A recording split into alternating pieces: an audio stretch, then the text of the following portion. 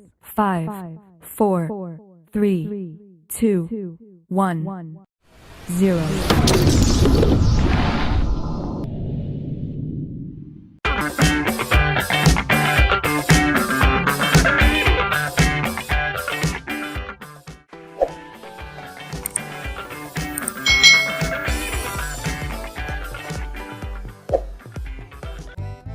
Hai, selamat datang di channel YouTube Kak Citra. Apa kabar adik-adik semuanya? Apakah kalian siap belajar bersama Kak Citra hari ini? Hari ini kita akan belajar bersama-sama di mata pelajaran tematik tema 7 peristiwa dalam kehidupan, subtema 1 peristiwa kebangsaan masa penjajahan, pembelajaran yang ketiga. Mari adik-adik kita belajar dengan penuh semangat ya. Berbagai kebijakan pemerintahan kolonial telah menyengsarakan rakyat Indonesia. Salah satunya adalah dengan adanya sistem tanam paksa yang dilaksanakan pemerintahan kolonial Belanda. Apakah sistem tanam paksa itu? Lalu apa pengaruhnya terhadap kehidupan rakyat Indonesia? Mari kita pelajari bersama-sama tentang sistem tanam paksa.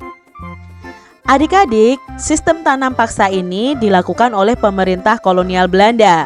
Pada masa kepemimpinan Johannes van den Bosch, Belanda ini memperkenalkan sistem tanam paksanya. Sistem tanam paksa pertama kali itu dikenalkan di Pulau Jawa dan dikembangkan di daerah-daerah lain di luar Pulau Jawa. Di Pulau Sumatera Barat, sistem tanam paksa ini dimulai sejak tahun 1847. Saat itu penduduk yang telah lama menanam kopi secara bebas dipaksa menanam kopi untuk diserahkan kepada pemerintahan kolonial. Sistem yang hampir sama juga dilaksanakan di tempat lain seperti di Minahasa, di Lampung, dan Palembang. Kopi ini adik-adik merupakan tanaman utama di daerah Sumatera Barat dan Minahasa. Adapun lada merupakan tanaman utama di Lampung dan Palembang. Di Minahasa, kebijakan yang sama kemudian juga berlaku pada tanaman kelapa. Pelaksanaan tanam paksa banyak terjadi penyimpangan, diantaranya sebagai berikut. Yang pertama adik-adik, jatah tanah untuk tanaman ekspor itu melebihi 1/5 dari tanah garapan, apalagi jika tanahnya subur adik-adik. Yang kedua, rakyat lebih banyak mencurahkan perhatian, tenaga dan waktunya hanya untuk tanaman ekspor, sehingga banyak yang tidak sempat mengerjakan sawah dan ladangnya sendiri. Yang ketiga, dari pelaksanaan tanam paksa ini, rakyat yang tidak memiliki tanah harus bekerja 1 sampai 5 tahunan adik-adik ya. Nah, yang keempat, waktu pelaksanaan tanam paksa ternyata melebihi waktu tanam padi. Kalau tanam padi itu kan 3 bulan. Nah, waktu tanam paksa itu melebihi itu adik-adik. Sebab tanaman-tanaman perkebunan ini memerlukan perawatan yang terus-menerus. Yang kelima, setiap kelebihan hasil panen dari jumlah pajak yang harus dibayarkan kembali kepada rakyat ternyata tidak dikembalikan kepada rakyat adik-adik. Yang keenam, kegagalan panen tanaman wajib menjadi tanggung jawab rakyat atau petani. Itu tadi ya adik-adik ya, ternyata sangat menyengsarakan bangsa Indonesia waktu itu. Adanya penyimpangan-penyimpangan dalam pelaksanaan tanam paksa membawa akibat yang memberatkan rakyat Indonesia. Jelas ya adik-adik ya. Akibat penyimpangan pelaksanaan tanam paksa tersebut antara lain banyak tanah yang terbengkalai sehingga panen gagal. Lalu rakyat makin menderita. Wabah penyakit merajalela, banyak kelaparan melanda Cirebon dan memaksa rakyat untuk mengungsi ke daerah lain untuk menyelamatkan diri. Kelaparan hebat juga terjadi di Gerobokan yang mengakibatkan banyak kematian sehingga jumlah penduduknya itu menurun tajam. Nah, tanam paksa yang diterapkan oleh Belanda di Indonesia ternyata mengakibatkan aksi penentangan. Berkat adanya kecaman dari berbagai pihak, akhirnya pemerintah Belanda menghapus tanam paksa secara bertahap. Salah satu tokoh Belanda yang menentang sistem tanam paksa ini adalah Douwes Dekker adik-adik, dengan nama samaran Multatuli. Ini adalah Douwes Dekker ya adik-adik ya. Nah, di sini dia itu menentang tanam paksa dengan mengarang buku yang berjudulnya Max Havelaar. Nah, Edward Douwes Dekker ini mengajukan tuntutan kepada pemerintah kolonial Belanda untuk lebih memperhatikan kehidupan bangsa Indonesia karena kejayaan negeri Belanda itu merupakan hasil tetesan keringat rakyat Indonesia. Dia mengusulkan langkah-langkah untuk membalas budi baik bangsa Indonesia. Langkah-langkah tersebut adalah sebagai berikut. Yang pertama, bangsa Indonesia diberi pendidikan atau edukasi. Yang kedua, adanya bangunan atau membangun saluran pengairan atau irigasi. Dan yang ketiga, langkahnya adalah memindahkan penduduk dari daerah yang padat ke daerah yang jarang penduduknya atau bisa disebut dengan transmigrasi. Ini adalah langkah-langkah balas budi yang diusulkan oleh Douwes Dekker, adik-adik. Nah, adik-adik, kita dalam bacaan tadi pasti ada kata-kata yang mungkin kalian belum mengetahui artinya. Untuk mengetahui arti dari sebuah kata, kita bisa mencarinya di Kamus Besar Bahasa Indonesia. Nah, di Kamus Besar Bahasa Indonesia itu ada kosakata baku dan ada kata serapan ya. Ada kata baku dan ada kata serapan. Nah, ketika kalian membuka Kamus Besar Bahasa Indonesia, langkah-langkahnya pilih sebuah kata dulu dari kosakata baru kalian. Misalnya ya, di sini pilar. Lalu bukalah kamusmu, cari daftar kata yang dimulai dengan huruf P. Ya, lalu setelah itu kalian urutkan berdasarkan urutan abjadnya. Nah, dalam daftar kata yang berhuruf awal P, carilah daftar kata yang dimulai dengan P. Lalu cari kata lar ya, pilar. Jadi P dulu baru kalian urutkan, oh mana pilar. Nah, di situ kalian akan menemukan arti dari kata pilar. Dalam bacaan tadi ada kosakata baku dan kosakata serapan yang akan kita pelajari maknanya. Di sini kosakata bakunya ada wajib, pemerintah, petani, panen, dan rakyat. Artinya apa? Wajib itu harus dilakukan. Pemerintah itu adalah orang atau lembaga yang mengatur tata laksana suatu negara. Petani itu orang yang berusaha mengolah tanah untuk diambil hasilnya. Panen itu artinya pemungutan hasil pertanian. Sedangkan rakyat itu artinya orang yang berada di suatu negara dan diakui keberadaannya oleh pemerintah. Nah, di sini juga ada kosakata serapan ya. Kosakata serapannya itu sebenarnya tidak asli dari bahasa Indonesia, tapi hanya diserap menjadi bahasa Indonesia. Yang pertama ada kata serapan yaitu kolonial. Kolonial itu artinya adalah penjajahan. Lalu ada kata ekspor. Ekspor itu sebenarnya adalah bahasa Inggris, adik-adik. Kalau diterjemahkan dalam bahasa Indonesia itu mengirim barang ke luar negeri. Lalu kosakata serapan berikutnya ada edukasi. Edukasi itu adalah pendidikan. Lalu ada irigasi, itu pengairan.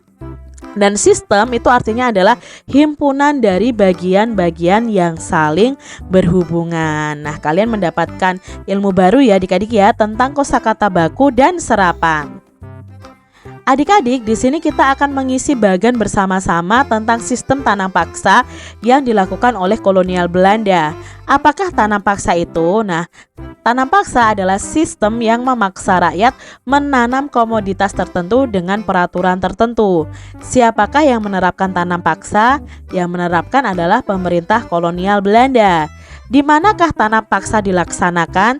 Tadi yang pertama dilaksanakan di Pulau Jawa, lalu menyebar ke Sumatera Barat, Minahasa, Lampung, dan Palembang. Bagaimana tanam paksa dilaksanakan? Nah, sistem tanam paksa ini dimulai sejak tahun 1847 ketika penduduk yang telah lama menanam kopi secara bebas dipaksa menanam kopi untuk diserahkan kepada pemerintahan kolonial. Lalu apa akibatnya tanam paksa? Akibatnya banyak tanah terbengkalai, panen gagal, rakyat menderita, wabah penyakit merajalela. Itu akibat dari tanam paksa. Berikutnya, siapakah yang menentang tanam paksa? Ya, yang menentang adalah rakyat Indonesia dan ada satu lagi pemimpin Belanda yaitu Douwes Dekker. Nah, bagaimana reaksi rakyat Indonesia terhadap pemerintahan kolonial? Menjelang kedatangan bangsa Eropa, masyarakat di wilayah Nusantara itu hidup dengan tentram di bawah kekuasaan raja-raja waktu itu. Jadi belum terbentuk negara Indonesia, adik-adik, masih dalam bentuk kerajaan-kerajaan.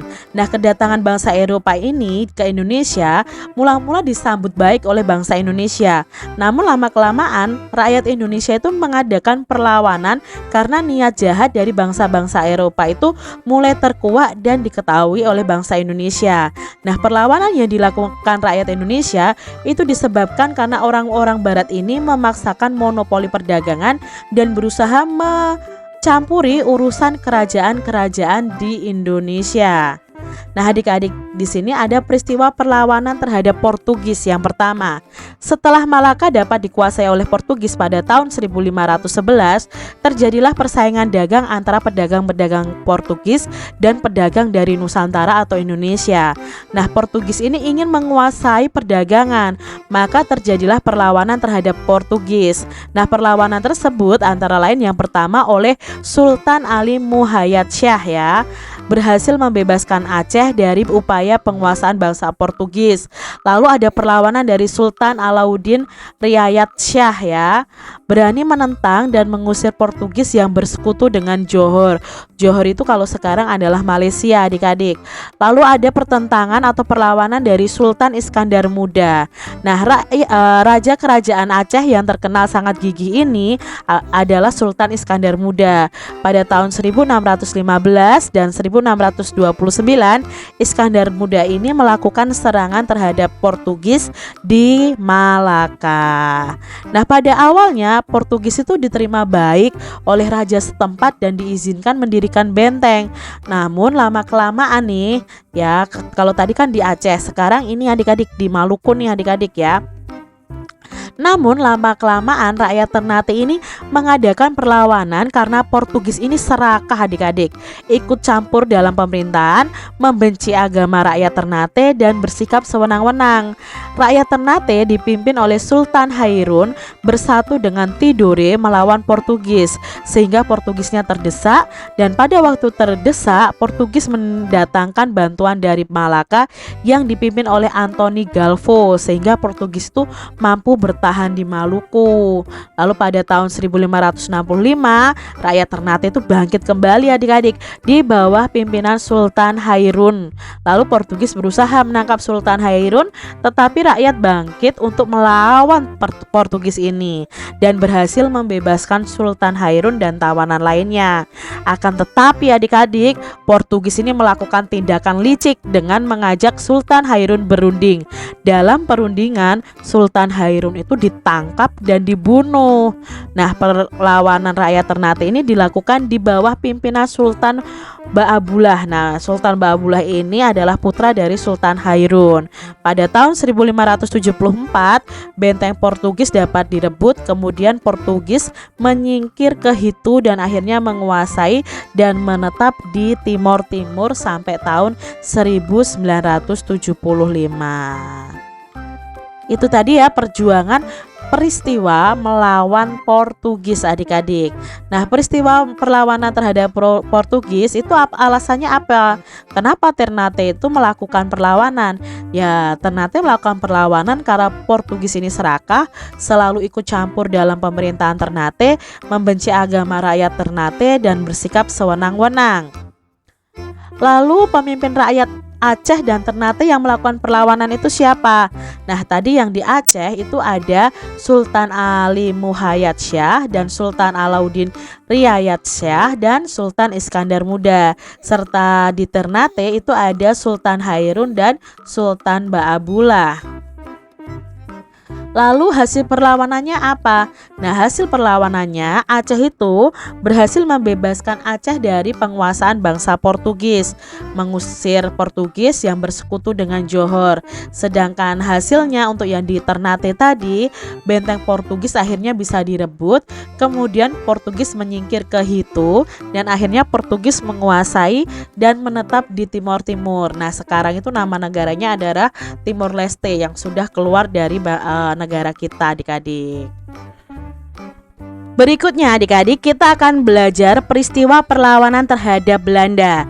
Nah, berikut adalah tokoh-tokoh dari beberapa daerah yang memimpin perlawanan terhadap Belanda. Ada Sultan Hasanuddin, ada Pangeran Antasari, Patimura, dan lain sebagainya. Kita akan pelajari satu persatu ya adik-adik ya. Nah, adik-adik, kalian bisa mencari informasi tentang para pahlawan tadi yang ada di atas tadi dengan membuat bagan seperti di bawah ini. Siapa nama tokohnya, asal daerahnya, alasan melakukan perlawanan, lalu bentuk-bentuk perlawanannya apa, dan hasil perlawanannya apa saja. Kak Citra tidak akan membuat tabel seperti ini, tapi Kak Citra akan menjelaskan satu persatu tokoh dari para pahlawan itu. Yang pertama adalah Sultan Hasanuddin. Nah, Sultan Hasanuddin ini asal daerahnya dari Goa, Sulawesi Selatan ya. Alasan melakukan perlawanan apa? Sultan Hasanuddin ini melakukan perlawanan terhadap Belanda atau VOC itu karena apa? Upaya dari VOC atau Belanda ini ingin menguasai Goa, terutama untuk pelabuhan Somba Opu untuk menerapkan sistem monopoli perdagangan. Lalu VOC ini melakukan tindakan provokatif dalam memblokade pelabuhan dari Somba Opu tadi dengan memburu, menangkap dan merusak perahu-perahu orang-orang Bugis, Makassar dan yang lainnya untuk melemahkan posisi Goa. Nah, VOC ini melakukan taktik adu domba adik-adik ya, sukanya mengadu domba. Nah, di sini bentuk perlawanannya apa? Sultan Hasanuddin mempersiapkan benteng pertahanan di sepanjang pantai serta melakukan kerjasama dengan beberapa sekutu Goa untuk melawan VOC. Nah, pada tahun 1668 Sultan Hasanuddin ini menggerakkan kekuatan rakyatnya untuk kembali melawan kesewenang-wenangan VOC, namun berhasil dikalahkan oleh VOC adik-adik. Hasil perlawanannya apa? Ya, Sultan Hasanuddin mengalami kekalahan atau kegagalan, terpaksa mengikuti perjanjian Bongaya tahun 1667 dengan mengakui adanya VOC di Goa adik-adik ya. Ternyata perjuangan Sultan Hasanuddin mengalami kegagalan juga.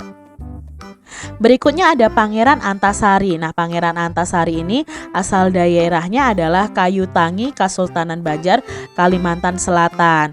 Nah, adik-adik, alasan melakukan perlawanan apa? Karena pertama, Belanda itu melakukan monopoli dagang dalam Kesultanan Banjar, lalu menyempitnya wilayah kekuasaan Banjar karena perjanjian dengan Belanda, dan Belanda ini turut campur dalam pemerintahan Banjar, termasuk dalam pemilihan pemimpin Banjar. Nah, rakyat Banjar menderita akibat perlakuan sewenang-wenang dari Belanda, termasuk kerja paksa yang diterapkan oleh Belanda. Lalu apa bentuk perlawanannya? Pada tanggal 25 April 1859, Pangeran Antasari ini bersama 300 prajuritnya menyerang tambang batu bara beserta perumahan milik Belanda yang ada di sekitarnya dengan cara dibakar. Lalu yang kedua, melakukan penyerangan ke perkebunan milik Belanda di Gunung Jabok, Kalangan dan Bangkal, lalu merebut benteng Pengaron serta mengambil alih tambang Nassau Orange milik Belanda. Lalu perjuangannya dari Antasari ini melakukan penyerangan ke pos-pos Belanda di Martapura, Hulu Sungai dan lain sebagainya. Lalu melakukan perang gerilya adik-adik dan membuat kerajaan yang disertai dengan benteng di pedalaman. Lalu Pangeran Antasari ini juga melakukan penyelundupan senjata untuk mempersenjatai pasukannya. Dan hasil perlawanannya apa? Ternyata Pangeran Antasari ini walaupun banyak sekali bentuk perlawanannya juga mengalami kekalahan. Pangeran Antasari meninggal pada usia 75 tahun. Namun perlawanan terus berlangsung hingga beberapa tahun setelah Pangeran Antasari meninggal. Berikutnya ada Patimura. Nah, Patimura ini berasal dari Maluku. Alasannya melakukan perlawanan apa? Karena pemecatan para guru di Maluku dengan dalih penghematan dan Belanda tidak mau membayar hasil bumi rakyat Maluku. Kegiatan monopoli di Maluku oleh Belanda Rusaknya tata ekonomi dan pola perdagangan bebas di Maluku akibat kedatangan dari Belanda tadi. Kebijakan Belanda yang memberatkan dan menyengsarakan serta kerja paksa dan penyerahan paksa dari hasil rakyat. Ini alasannya dia melakukan perlawanan adik-adik. Lalu bentuk perlawanannya apa? Ya ini melakukan serangkaian pertemuan rahasia di Pulau Haruku, pulau yang dihuni mayoritas orang Islam, lalu Pulau Saparua yang mayoritas dihuni oleh orang Kristen, dan di hutan kayu putih guna menyeragamkan pemikiran bahwa masyarakat Maluku tidak ingin menderita lagi di bawah kekuasaan Belanda. Lalu bentuk perlawanannya melakukan perlawanan dengan menghancurkan kapal-kapal Belanda di pelabuhan, melakukan penyerbuan di benteng Dorstad serta menguasai benteng tersebut, lalu mengalahkan serbuan Belanda yang ingin merebut kembali benteng Dorstad tadi, lalu melakukan upaya penyerangan terhadap Belanda di Pulau Haruku serta berusaha menguasainya, tapi ternyata perjuangan dari Pattimura ini juga gagal adik-adik. Nah, hasil perlawanannya apa? Mengalami kegagalan. Belanda menangkap Pattimura di daerah Sirisori dan Pattimura akhirnya dijatuhi hukuman dengan dieksekusi di tiang gantung adik-adik. Padahal ya perjuangan dari Pattimura itu sangat luar biasa. Berikutnya ada Sisingamangaraja dari Sumatera Utara. Nah, alasannya melakukan perlawanan apa? Karena adanya upaya kristenisasi yang dilakukan oleh Belanda, di mana upaya itu dikhawatirkan mampu menghilangkan tatanan tradisional dan bentuk kesatuan negeri yang ada secara turun-temurun. Adanya keinginan Belanda untuk menguasai seluruh tanah Batak waktu itu ya di Sumatera Utara. Itu alasannya. Nah, bentuk perlawanannya apa? Melakukan kampanye keliling adik-adik, menghimbau masyarakat agar mengusir para Zending yang memaksakan agama Kristen kepada penduduknya pada waktu itu. Lalu mengusir para Zending dan melakukan penyerbuan dan pembakaran terhadap pos-pos Zending. Lalu melakukan perlawanan terhadap gerakan pasukan Belanda di Bahal Batu dan mempersiapkan benteng pertahanan berupa benteng alam. Nah, mempersiapkan benteng pertahanan berupa benteng buatan di perkampungan-perkampungan, lalu menyerang dan menyergap pos Belanda yang ada di tanah Batak, dan pada bulan Juli 1889 kembali angkat senjata melawan ekspedisi Belanda di Huta Puong. Nah, Sisingamangaraja ini bersama putra-putranya Patuan Nagari dan Patuan Anggi beserta sisa prajuritnya melakukan perlawanan terakhir di Aik Sibulbulon atau daerah Dairi. Itu bentuk perlawanannya. Nah, hasil perlawanannya apa? Nah, Sisingamangaraja ini mengalami kekalahan karena taktik licik dari Belanda dengan menangkap Boru Sagala, istri dari Sisingamangaraja, sehingga Sisingamangaraja ini mengalami tekanan beban psikologis yang berat. Nah, meninggal dalam perlawanan terakhirnya di Dairi tadi karena tertembak Belanda. Kedua putra dan seorang putrinya juga ikut gugur di tangan Belanda pada waktu itu. Berikutnya ada Sultan Ageng Tirtayasa dari Banten. Nah, di sini alasannya apa? Dia melakukan perlawanan ya karena kekejaman Belanda, keinginan Belanda ingin menguasai Banten ya, adanya persaingan antara VOC dengan Banten ya, karena VOC ini membangun bandar perdagangan juga di Batavia. Lalu hasutan VOC terhadap Sultan Haji atau putra dari Sultan Ageng untuk merebut tahta Kesultanan Banten. Lalu ada pembajakan kapal milik Banten yang pulang dari Jawa Timur oleh kapal-kapal Belanda. Nah, di sini bentuk perlawanannya apa? Bentuk perlawanannya banyak adik-adik. Di sini ya melakukan serangan terhadap VOC, mengundang pedagang Eropa itu seperti Inggris, Perancis, Denmark, dan Portugis, serta mengembangkan hubungan dagang dengan negara-negara seperti Persia, Benggala ya dan sebagainya, sekaligus menandingi perkembangan VOC di Batavia. Nah, Sultan Ageng ini juga mengirim beberapa pasukan untuk mengganggu kapal-kapal dagang dari VOC, melakukan perusakan terhadap beberapa kebun miliknya VOC ya, kebun tebu nih adik-adik ya. Lalu mengobarkan semangat anti VOC dan mengepung istana Surosowan milik Sultan Haji pada tahun 1682. Melakukan berbagai taktik perang gerilya nih adik-adik. Lalu hasilnya apa? Nah, hasilnya ini berimbang, tidak bisa dikatakan kalah namun juga belum bisa dikatakan menang. Pada tahun 1683, Sultan Ageng ini berhasil ditangkap oleh VOC dengan tipu muslihat.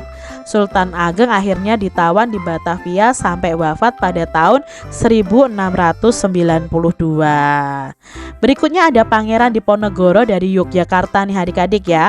Alasannya apa? Belanda ikut campur urusan keraton Yogyakarta ya, bahkan ingin mengganti raja. Berikutnya, rusaknya adat istiadat dan kehidupan beragama karena campur tangan Belanda. Lalu alasan Diponegoro yang ketiga itu kaum bangsawan sangat dirugikan karena sebagian besar sumber penghasilannya itu diambil alih oleh Belanda. Rakyatnya makin menderita karena banyaknya pajak yang harus dibayar kepada Belanda dan pemasangan patok-patok jalan yang sengaja mengenai atau melewati makam leluhur dari Pangeran Diponegoro. Nah, akhirnya Pangeran Diponegoro ini melakukan perlawanan. Apa perlawanannya? Nah, bersama pasukannya melarikan diri ke arah Tegarejo untuk menghindari usaha penangkapan, menjadikan Gua Selarong itu sebagai basis dalam menentukan setiap perlawanan perang gerilya, melakukan berbagai perang gerilya ya, serta melakukan perlawanan yang besar ketika musim hujan tiba adik-adik, karena senjata Belanda itu menjadi kurang kemampuannya ketika musim hujan, menjadikan Kyai Mojo sebagai guru spiritualnya ya, serta berkoordinasi dengan Pakubuwono yang ke-6 serta Raden Tumenggung Pawirodigdoyo Bupati Gagatan untuk melakukan perlawanan terhadap Belanda. Nah, di Pangeran Diponegoro ini juga memobilisasi para bandit profesional untuk ikut serta dalam perlawanan. Dia juga menentukan taktik dan strategi perang dengan sebaik mungkin berdasarkan informasi mengenai kekuatan musuh. Hasilnya apa dari perlawanannya? Dia mengalami kekalahan setelah 5 tahun berperang. Nah, Pangeran Diponegoro ini akhirnya ditangkap dengan tipu muslihat, lalu diasingkan di Manado, lalu dipindah ke Makassar. Berikutnya adalah Silas Papare. Nah, Silas Papare ini dari Papua adik-adik. Alasannya melakukan perlawanan apa? Karena pada waktu itu Irian Barat itu dalam penjajahan Belanda. Belanda saja masih menjajah Irian Barat, padahal diketahui bahwa Indonesia telah menyatakan kemerdekaannya. Di sini bentuk perlawanannya apa? Berupaya untuk mempengaruhi batalion Papua atau Irian Barat pada waktu itu guna melakukan pemberontakan dan memerangi penjajahan Belanda. Pada bulan November 1946 mendirikan Partai Kemerdekaan Indonesia Iran atau PKII agar Irian Barat dapat bebas dari Belanda dan bergabung dengan Indonesia. Lalu Oktober 1949 di Yogyakarta, Silas Papare ini mendirikan Badan Perjuangan Irian di Yogyakarta dalam rangka membantu pemerintahan Republik Indonesia dan memasukkan wilayah Irian Barat itu menjadi wilayah Republik Indonesia. Dan Silas Papare ini membentuk Kompi Irian di lingkungan Mabes Angkatan Darat guna mempersiapkan diri untuk adanya perang terbuka. Nah, hasilnya perlawanannya berhasil. Pada tanggal 1 Mei 1963, Irian Barat itu resmi bergabung dan menjadi wilayah negara Republik Indonesia dengan persetujuan dari New York. Nah, nama Irian Barat pun kemudian diganti menjadi Irian Jaya yang sekarang itu terkenal dengan Provinsi Papua dan Papua Barat. Banyak ya adik-adik ya informasinya hari ini tentang para pahlawan kita. Nah, perlawanan terhadap para penjajah di berbagai daerah tadi kan banyak mengalami kegagalan. Nah, salah satu sebabnya adalah perlawanan yang masih dilakukan itu bersifat kedaerahan dan secara sendiri-sendiri adik-adik. Dengan demikian, perlawanan itu tidak akan mudah dan mudah diadu domba oleh penjajah. Negara kita sangat luas loh wilayahnya dan beragam pula sosial budayanya. Seandainya setiap daerah, suku dan golongan bersatu padu melawan penjajah, niscaya penjajah dapat kita usir sejak dahulu kala. Tahukah kamu keragaman sosial budaya yang dimiliki oleh bangsa kita? Ayo kita cari tahu bersama-sama adik-adik. Nah, keragaman sosial budaya di Indonesia.